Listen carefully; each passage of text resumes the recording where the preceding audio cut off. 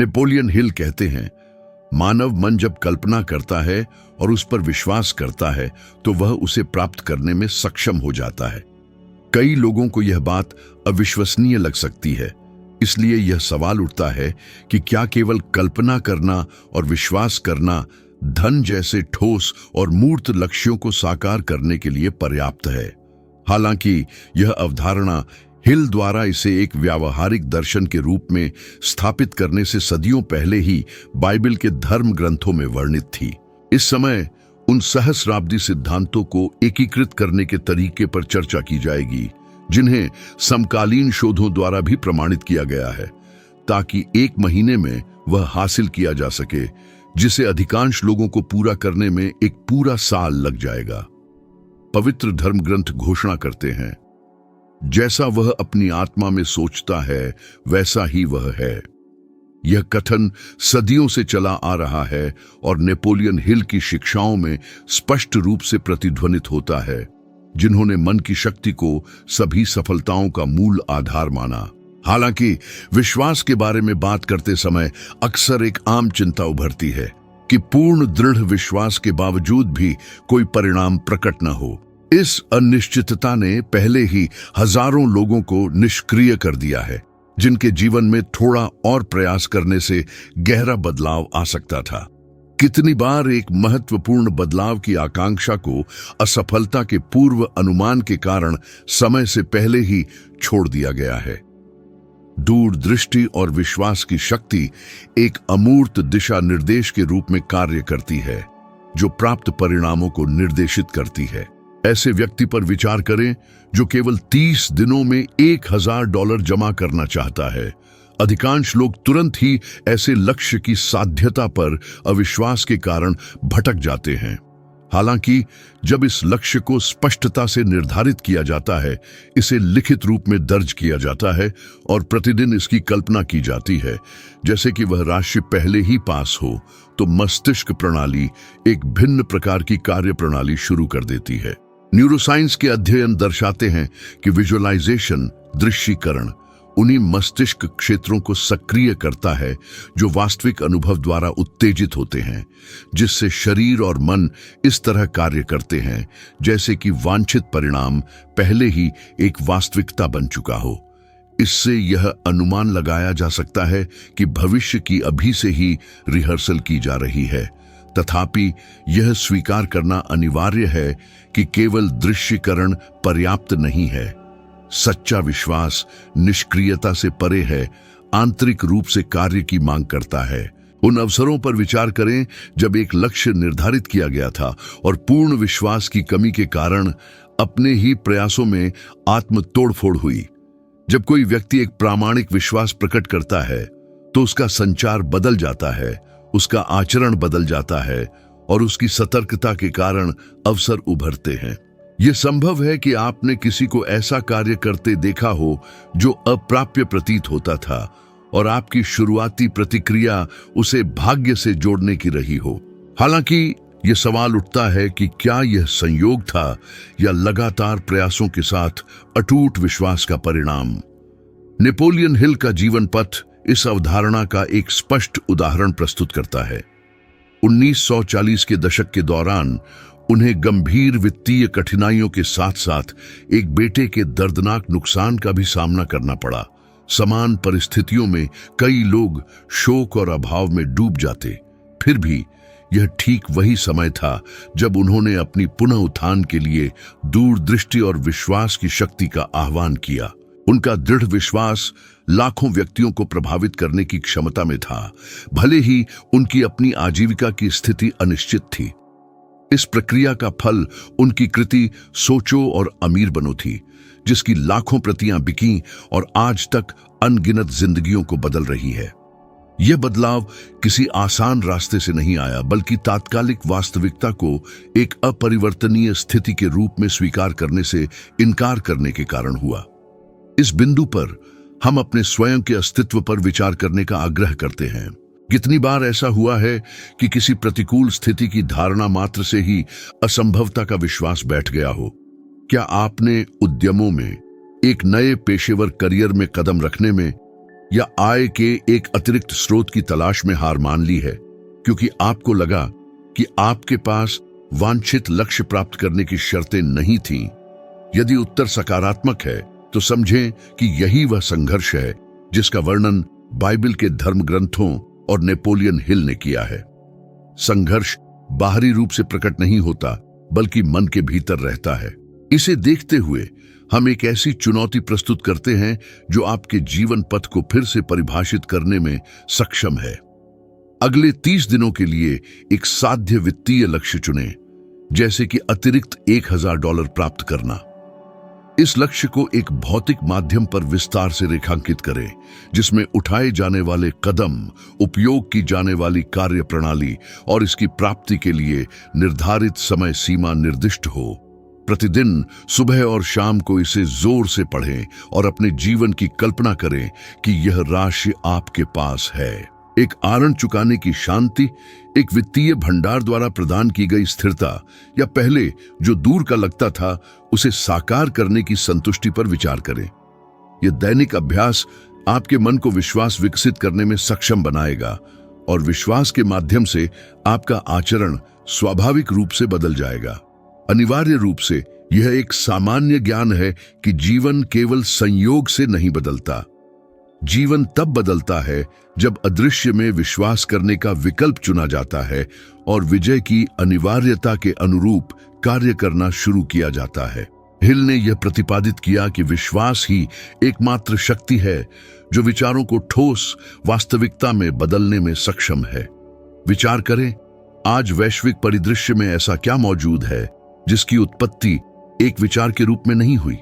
प्रत्येक आविष्कार, धन का प्रत्येक संचय, प्रत्येक व्यक्तिगत परिवर्तन का मूल एक विचार में था जिसे उसकी साध्यता के विश्वास से पोषित किया गया था। जो लोग 1 महीने में वह हासिल करते हैं जिसे कई व्यक्तियों को प्राप्त करने में 1 साल लगता है, उनके और दूसरों के बीच का अंतर अटूट दृढ़ संकल्प के साथ कल्पना करने, विश्वास करने और कार्य करने की क्षमता में निहित है। जो लोग विश्वास विकसित करने से पहले हार मान लेते हैं, वे कभी भी अपने व्यावहारिक अनुप्रयोग में विश्वास की क्षमता का अनुभव नहीं करेंगे। इसके विपरीत, जो अनिश्चितता के बावजूद भी दृढ़ रहते हैं, वे पाते हैं कि जो एक समय असंभव लगता था वह वास्तव में अपरिहार्य बन सकता है। बाइबल सिखाती है, तुम्हारी बात हां तो हां हो और ना तो ना। यह कथन अपनी सरलता में एक मजबूत सिद्धांत को समाहित करता है, निर्णय लेने में सटीकता और दृढ़ संकल्प। नेपोलियन हिल ने इसी अवधारणा को दोहराया और कहा कि अनिर्णय अवसरों के सबसे महत्वपूर्ण शत्रुओं में से एक है। असंख्य व्यक्ति अपनी लगातार हिचकिचाहट के कारण कभी भी असाधारण सफलता प्राप्त नहीं कर पाते। कितनी बार अपने जीवन के लिए एक परिवर्तनकारी विचार उत्पन्न हुआ, लेकिन सही समय, मौजूदा स्थितियों या उद्यम की वैधता पर अत्यधिक विचार विमर्श के कारण निष्क्रियता हावी हो गई और अंततः इसका परिणाम किसी भी कार्रवाई की अनुपस्थिति में हुआ। यह एक निर्विवाद तथ्य है कि अनिर्णय ऊर्जा और समय को नष्ट करता है, जबकि एक दृढ़ निर्णय गति को प्रेरित करता है। एक निर्णय अपनाना यह नहीं दर्शाता कि सभी परिणाम उत्तम होंगे, बल्कि यह दर्शाता है कि यात्रा के दौरान मार्ग को अनुकूलित करने की प्रतिबद्धता है। ऐसे व्यक्ति पर विचार करें जो 30 दिनों में $2000 कमाने का इरादा रखता है। यदि वह व्यक्ति हिचकिचाता है तो वह विकल्पों का मूल्यांकन करने में कीमती घंटे और दिन खो देगा, बिना किसी कार्रवाई को प्रभावी किए। दूसरी ओर, जो दृढ़ विश्वास के साथ निर्णय लेता है, भले ही शुरुआत में गलतियां करे, वह सही रास्ता पहचानने तक अनुभव प्राप्त करेगा। स्क्रैंटन विश्वविद्यालय द्वारा किए गए शोध बताते हैं कि केवल 8% व्यक्ति अपने वार्षिक संकल्पों पर टिके रहते हैं। और इसका प्राथमिक कारण क्या होगा? लिए गए निर्णयों के प्रति सच्ची प्रतिबद्धता का अभाव। निर्णय में निहित शक्ति साहस की मांग करती है, लेकिन एक लगभग अगोचर शक्ति को भी उजागर करती है। दृढ़ता से निर्णय लेने पर एक महत्वपूर्ण राहत का अनुभव होता है, क्योंकि मन डोलना बंद कर देता है और एक ही दिशा में काम करना शुरू कर देता है। कल्पना करें कि एक व्यक्ति अपने खाली समय में एक अतिरिक्त सेवा प्रदान करने का संकल्प लेता है, चाहे वह ऑनलाइन कक्षाएं पढ़ाना हो, परामर्श प्रदान करना हो या किसी उत्पाद का विपणन करना हो। 30 दिनों में ऐसा व्यक्ति खर्चों का भुगतान करने, नई पहलों में निवेश करने या एक आपातकालीन कोष स्थापित करने के लिए पर्याप्त आय उत्पन्न कर सकता है। हालांकि यदि यह संकल्प कभी साकार नहीं होता तो परिणाम हमेशा वही होगा: निराशा, कमी और अपरिवर्तनीयता की धारणा। मानव इतिहास ऐसे उदाहरणों से भरा पड़ा है जो इस कथन की पुष्टि करते हैं। उदाहरण के तौर पर थॉमस एडिसन ने एक कार्यात्मक बिजली का बल्ब बनाने का निर्णय लिया। वह हजारों बार विफल हुए, फिर भी उनका संकल्प अपरिवर्तित रहा। उनका दृष्टिकोण था कि वे असफल नहीं हुए थे, बल्कि उन्होंने हजारों अप्रभावी तरीकों का पता लगाया था। इस अटूट प्रतिबद्धता के परिणाम स्वरूप इतिहास के सबसे महत्वपूर्ण आविष्कारों में से एक का जन्म हुआ। अब विचार करें, क्या होता यदि एडिसन ने 100वें प्रयास में ही अपना इरादा छोड़ दिया होता, या यदि अनिर्णय की जड़ता ने उन्हें पंगु बना दिया होता, जिससे उन्हें शुरू करने से ही रोका गया होता। दुनिया का परिदृश्य निश्चित रूप से उस तरह से रोशन नहीं हुआ होता। नेपोलियन हिल ने अपने युग के सबसे प्रमुख व्यापारियों और नेताओं के दशकों के अध्ययन के दौरान इस पैटर्न को समझा।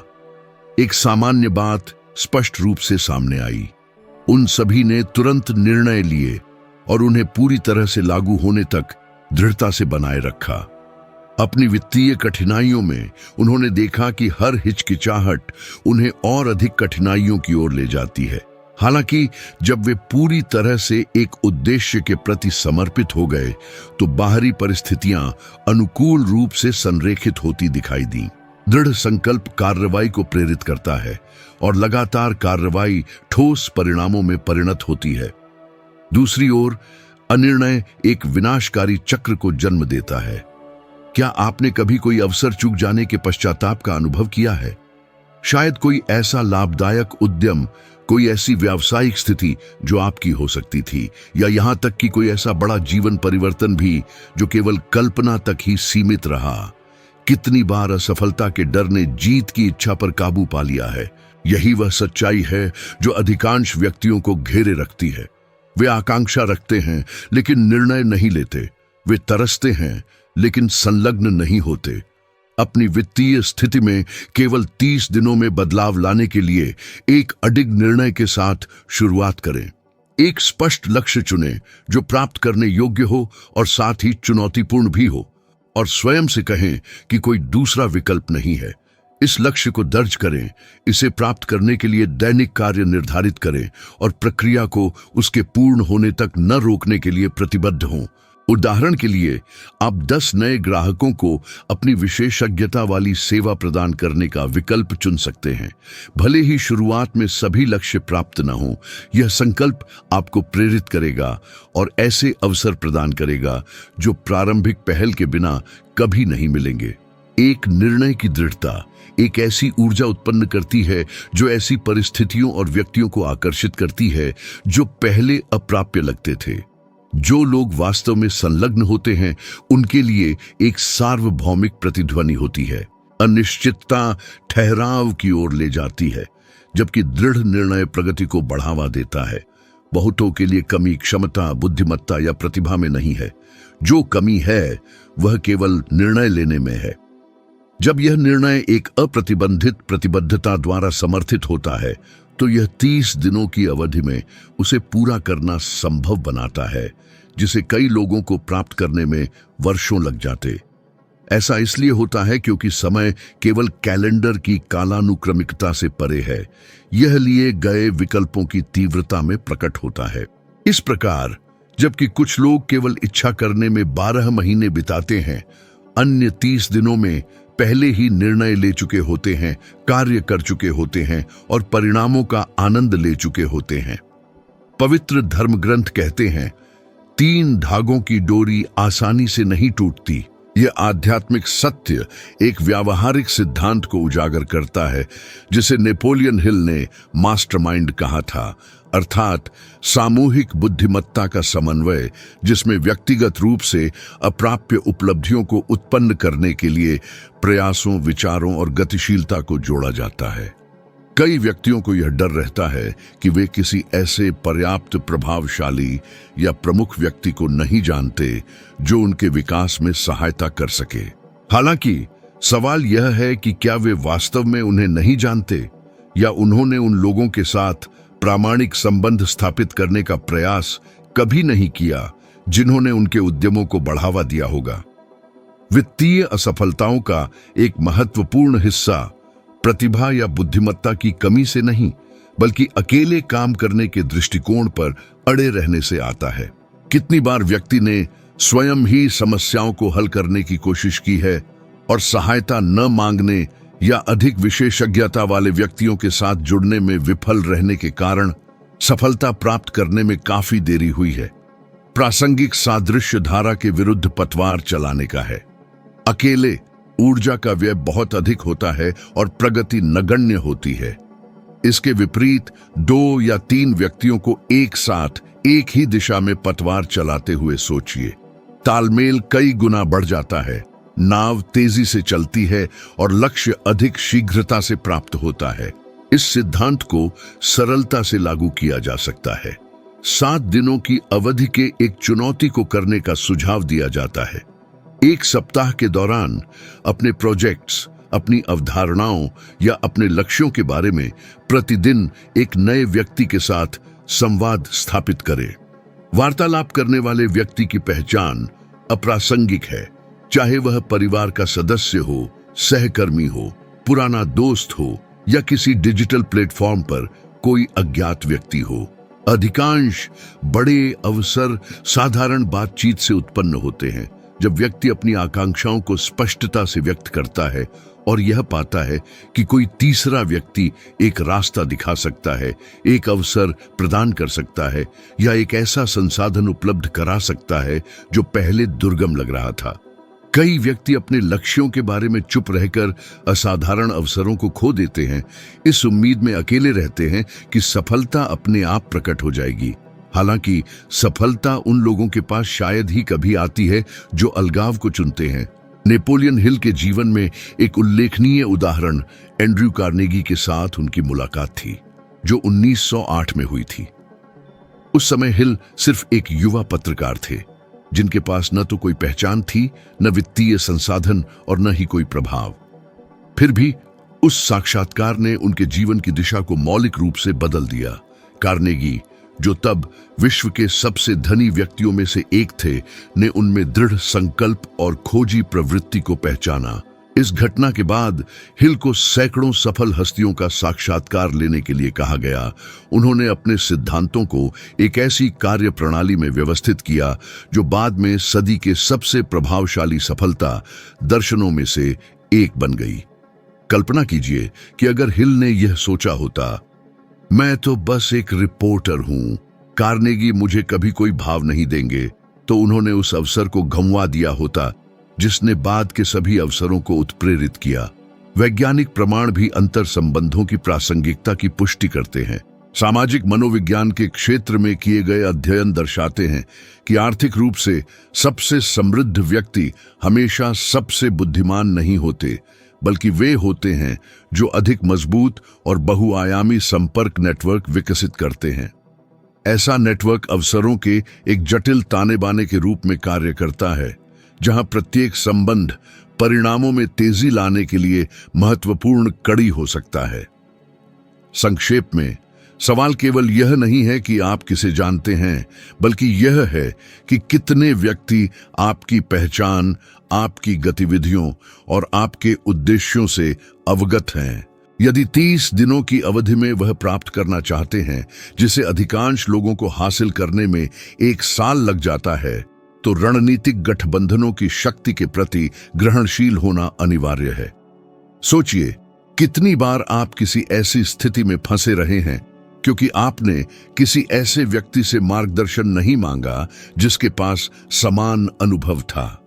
कितनी बार आपने खुद को यह समझा लिया कि कोई मदद उपलब्ध नहीं है, जबकि वास्तव में एक साधारण पूछताछ ही पर्याप्त होती। अनगिनत दरवाजे जिन्हें बंद माना जाता है, वे वास्तव में अवरुद्ध नहीं होते, बस उन पर कभी ध्यान नहीं दिया गया। इस सिद्धांत को आज ही लागू किया जा सकता है। अपने संपर्क दायरे में ऐसे 5 व्यक्तियों की एक सूची बनाएं जो किसी भी तरह से आपके उद्यमों में योगदान कर सकते हैं, चाहे वह विचारों, संपर्कों, सलाह या यहां तक कि प्रेरक प्रोत्साहन के माध्यम से हो। उनमें से प्रत्येक के साथ बातचीत का समय निर्धारित करें, अपना लक्ष्य बताएं और अपनी प्रतिबद्धता प्रदर्शित करें।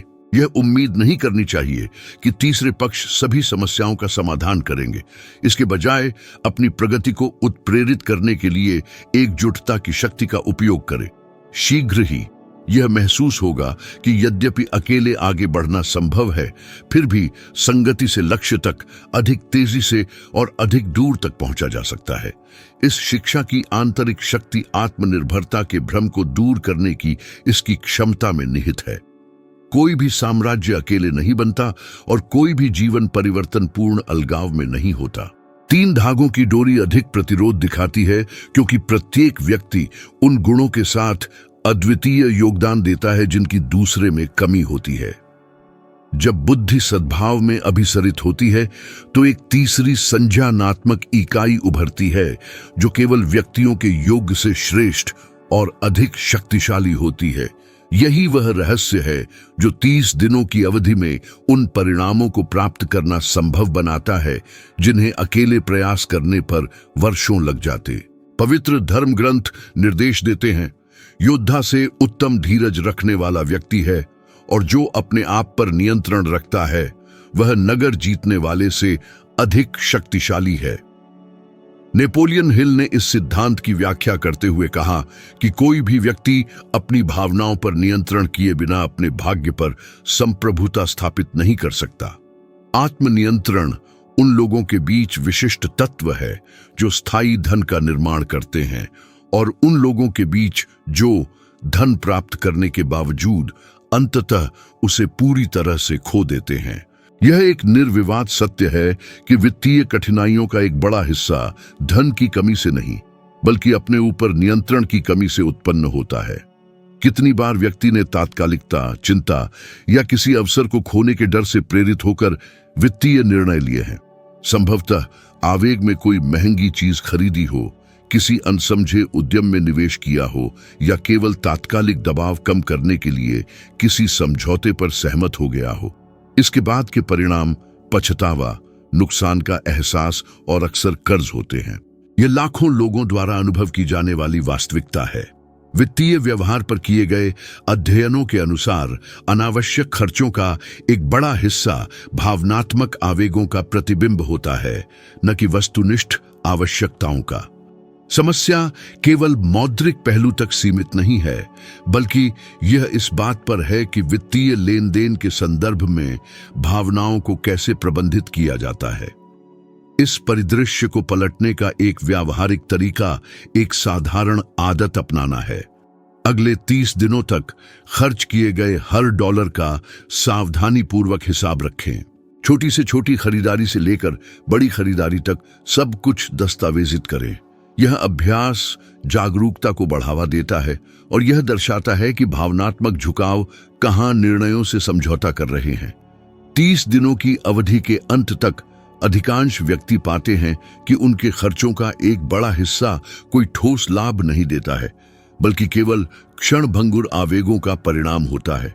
यह दिखने में सरल अभ्यास किसी व्यक्ति के पूंजी के साथ संबंध को पूरी तरह से बदलने की क्षमता रखता है, क्योंकि यह बर्बादी के बिंदुओं और संचय के अवसरों को स्पष्ट रूप से प्रकट करता है। इतिहास आत्मनियंत्रण की अनुपस्थिति की कीमत को दर्शाता है। उदाहरण के लिए माइक टायसन ने सर्वकालिक सबसे प्रमुख मुक्केबाजों में से एक के रूप में करोड़ों डॉलर कमाए। हालांकि भावनात्मक और वित्तीय नियंत्रण की कमी के कारण उन्होंने वस्तुतः अपनी सारी दौलत गंवा दी।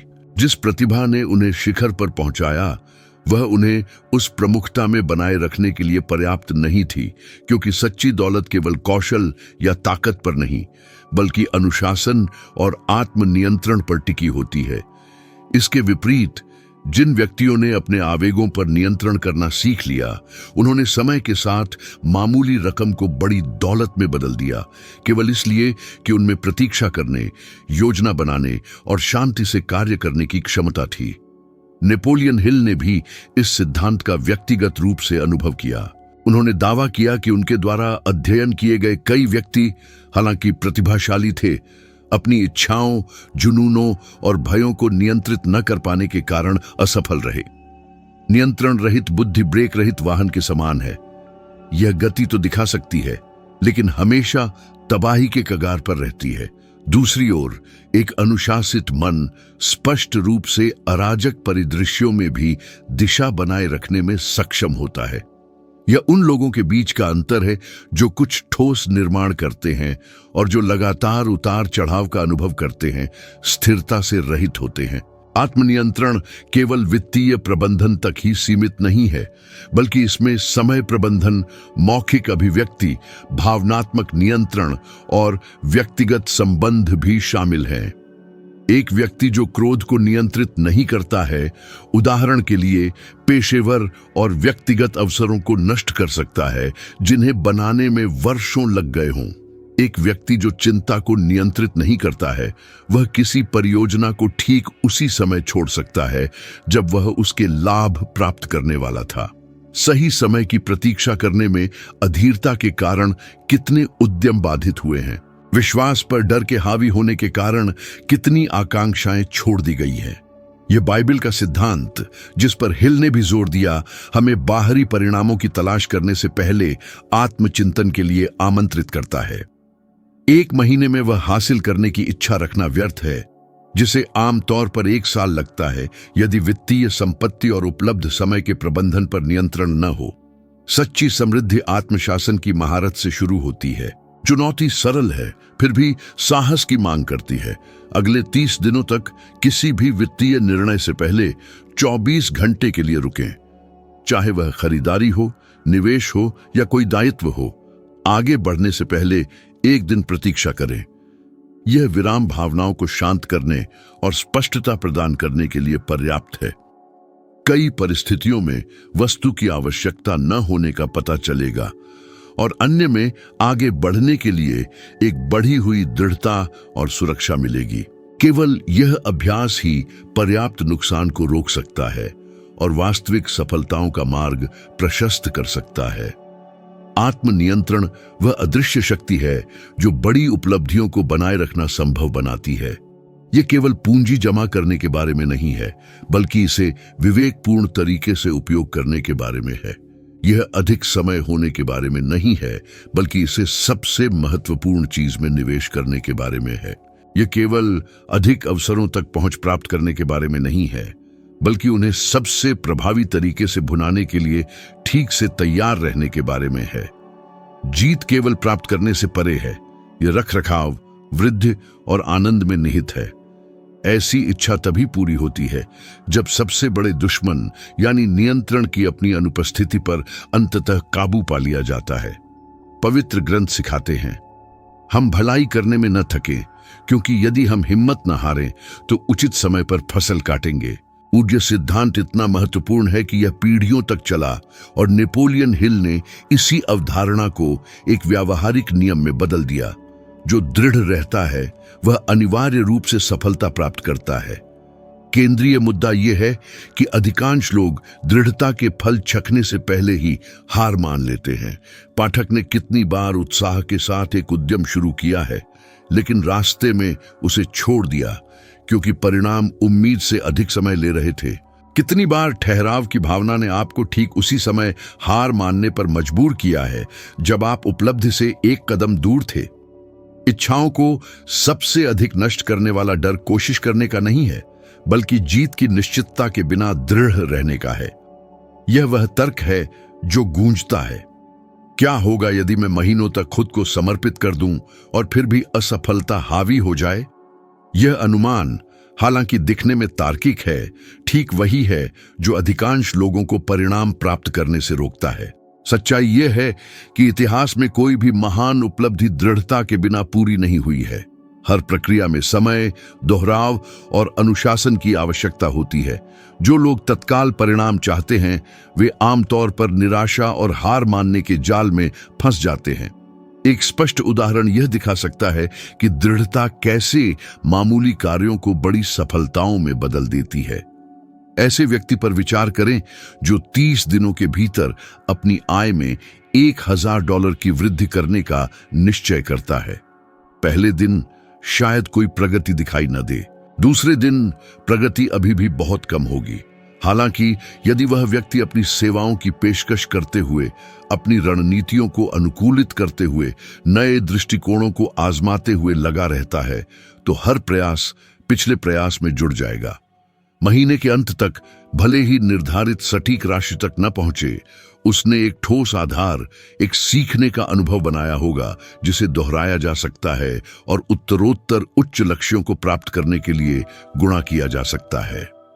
दृढ़ता प्रयास को परिणाम में बदल देती है, लेकिन इसे परिपक्व होने में समय लगता है। नेपोलियन हिल ने सैकड़ों सफल व्यक्तियों की जांच की और देखा कि उन सभी में दृढ़ रहने की क्षमता थी जहां अन्य पीछे हट जाते थे। उन्होंने स्वयं अनगिनत अस्वीकृतियों और प्रतिकूलताओं का सामना किया, लेकिन कभी भी अपने दृष्टिकोण को नहीं त्यागा। यही पैटर्न ओपरा विनफ्रे जैसी प्रेरणादायक कहानियों में भी देखा जा सकता है। अत्यधिक गरीबी में जन्मी, दुर्व्यवहार और पूर्वाग्रह का सामना करते हुए वह कई अवसरों पर हार मान सकती थीं। हालांकि उन्होंने लचीलेपन को चुना, तब भी जब परिस्थितियां प्रतिकूल लग रही थीं। वह अपने पेशेवर मार्ग पर, अपने उद्देश्य पर, अपनी आवाज पर दृढ़ रहीं। इसका परिणाम विश्व की सबसे धनी और प्रभावशाली महिलाओं में से एक के रूप में उनका उत्थान था।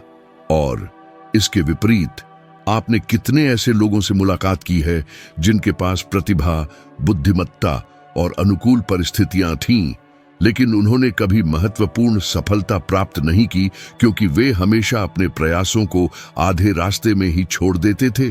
दृढ़ता केवल एक आदत नहीं है, यह एक दैनिक निर्णय है। विज्ञान इस दावे की पुष्टि करता है।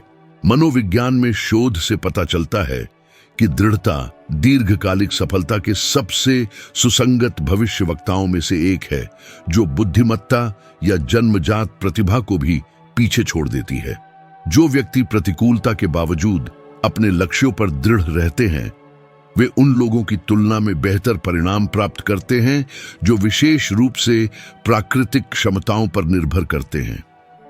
दृढ़ता का अर्थ गलती पर आंख मूंद कर जिद करना नहीं है, बल्कि यह अंतिम लक्ष्य पर ध्यान केंद्रित रखते हुए रास्ते को समायोजित करना है।